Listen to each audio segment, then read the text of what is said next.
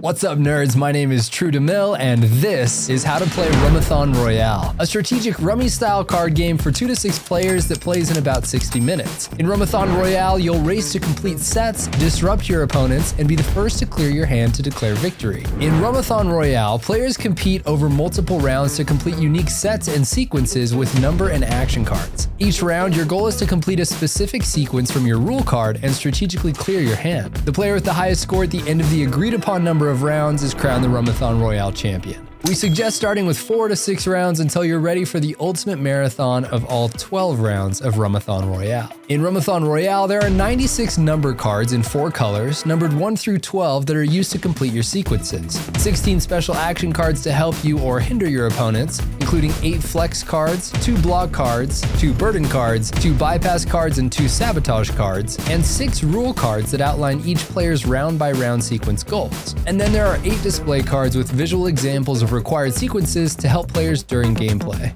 To set up the game, you'll shuffle the number and special action cards together and deal 12 cards to each player, making sure to keep them hidden. The remaining deck becomes the draw pile, with 1 card flipped over to form the discard pile. If the first discard happens to be a special action card, add it to the first player's hand and flip a new card to start the discard pile. The player to the dealer's left will then start. Next, each player receives a unique rule card showing the specific sets and sequences required for the round. For instance, player 1's card may say they need 3 sets of 2 and 1 run of 4, while player 2 may need 1 set of 3, 1 set of 2, and 1 run of 5. With objective set, you're ready to play. Start each turn by drawing a card from the draw pile or the discard pile. If you choose to draw from the discard pile, you can take any visible card, but you must also pick up each card that follows it. The chosen card must also immediately be used to complete part of your round sequence. Next, you'll choose a card to discard and end your turn, unless you're able to complete your entire sequence for the round by playing the required sets and runs shown on your rule card. Sets are made up of cards of the same number, and runs are consecutive numbers.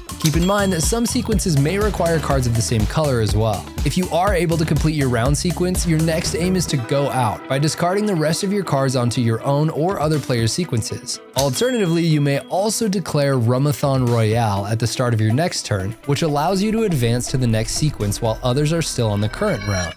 Be warned, however, if you don't finish that new sequence before someone else goes out, you'll have to repeat the original round you started on. Declare a double Rummathon Royale if you're confident you can finish a second additional round, and it will end the game immediately if you're successful, crowning you the winner. Like I mentioned earlier, you'll end your turn by discarding 1 card to the discard pile, which will start a discard train. Make sure to stack cards visibly so they can be utilized on future turns. Now let's walk through our special action cards. Flex cards are wild cards usable in any sequence as any number. Burden cards add an extra requirement to an opponent's round sequence, but cannot be played on any player who has already completed their round. A burden grants the targeted player a 50-point bonus if completed, or 100 points for a double burden.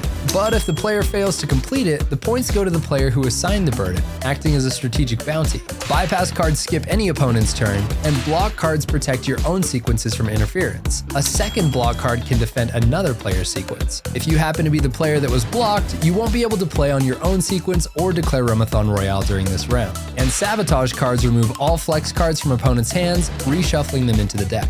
While flex cards can be played like any other card on your turn as part of your sequences, burden, bypass, block, and sabotage cards must be discarded at the end of your turn as your chosen discard. To win a round, complete your required sequence and discard all of your remaining cards. The player who goes out scores points based on cards remaining in other players' hands. Each card with a value of 1 to 9 is 5 points each, where each card with a value of 10 to 12 is 10 points, bypass, burden, and block cards are worth 15 points each, sabotage cards are 20 points each, and flex cards are 25 points each. And make sure to count the points earned from burden cards throughout the round as well. After the first round, players are then able to cash in points to be dealt up to a maximum of 20 extra cards before seeing their hand at the beginning of the round. Each extra card costs 10 points, allowing players to use their points to increase their chances in the next round. After the agreed upon number of rounds, the player with the most points is crowned the Rummathon Royale champion. And that's how you play Rummathon Royale. This game combines timing, strategy, and a hint of luck for a rummy-inspired experience that's perfect for game nights. Now that you know how to play, grab your deck and aim for victory in Rummathon Royale.